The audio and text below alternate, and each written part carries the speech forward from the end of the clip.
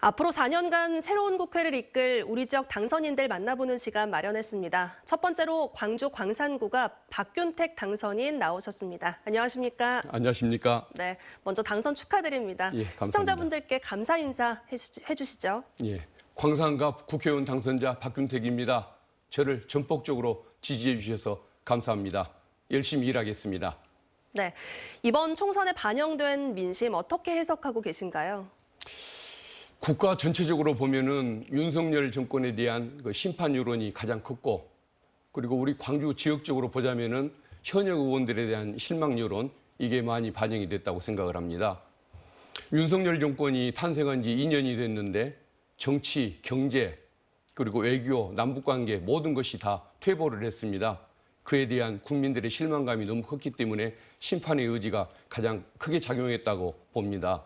그리고 우리 광주 지역의 경우에는 현역 의원들이 정권을 지키지도 못했고, 윤석열 정권을 제대로 견제하지도 못했고, 또 존재감을 제대로 보여주지 못한 것에 대한 실망 여론이 컸기 때문에 지금의 결과가 나왔다고 생각을 합니다. 네, 선거운동 기간에 많은 시민분들 만나셨잖아요. 가장 마음에 새긴 바람 어떤 게 있었나요? 네, 거의 공통적으로 해주시는 말씀이 4가지 정도가 있었습니다. 네. 첫째는 윤석열 정권을 제대로 심판해달라.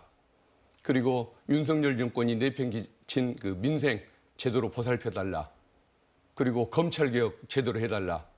그리고 광산에 해묵은 숙제가 너무 많은데 그것 좀 꼭 좀 해결해달라. 4가지 말씀인데 그 내용들 반드시 제가 실현을 하도록 최선을 다하려고 마음먹고 있습니다. 네, 가장 그럼 당선인께서 생각했을 때 우선적으로 해결해야 할 지역 현안 1호 공약은 어떤 점인가요? 예, 여러 가지 공약이 있습니다만은 제 1호 공약은 그 지하철 2호선 4단계 구간 신설을 들 수 있겠습니다.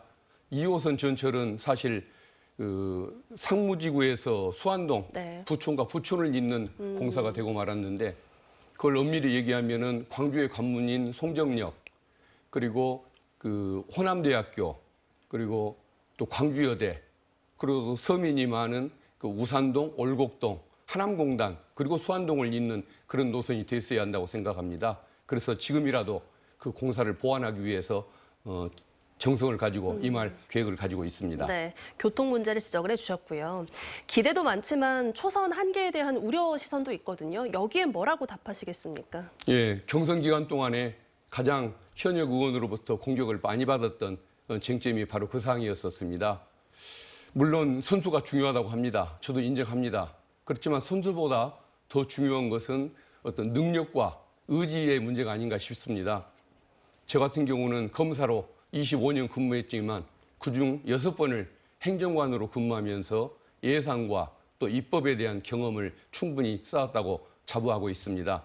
그리고 또 광산에서 태어나고 자라면서 광산에 대한 애정이 누구보다 깊습니다. 그래서 어떤 재선 의원보다도 더 일을 잘할 수 있다고 저는 그렇게 믿고 있고, 그렇게 또 보여드릴 예정입니다. 네, 자 마지막으로 앞으로 어떤 국회의원이 되고 싶다라는 각오 한 말씀 부탁드리겠습니다. 예, 제가 그 시민들께 드리는 말씀이 광산 지역구에서는 가장 겸손하고, 그리고 서울에서는 가장 힘 있는 정치를 펼치겠다, 이런 말씀을 드리곤 합니다. 그래서 어떤 광산 구민들의 뜻을 받들기 위해서 항상 귀를 열겠습니다.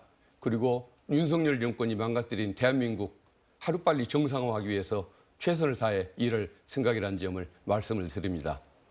알겠습니다. 저도 지역민의 한 사람으로 기대하는 마음으로 앞으로 지켜보겠습니다. 예, 감사합니다. 오늘 나와주셔서 고맙습니다. 예, 감사합니다. 네, 광주 광산구가 박균택 당선인이었습니다. 언제 어디서나 내 손 안의 뉴스. 광주 MBC 뉴스 유튜브 구독으로 함께하세요.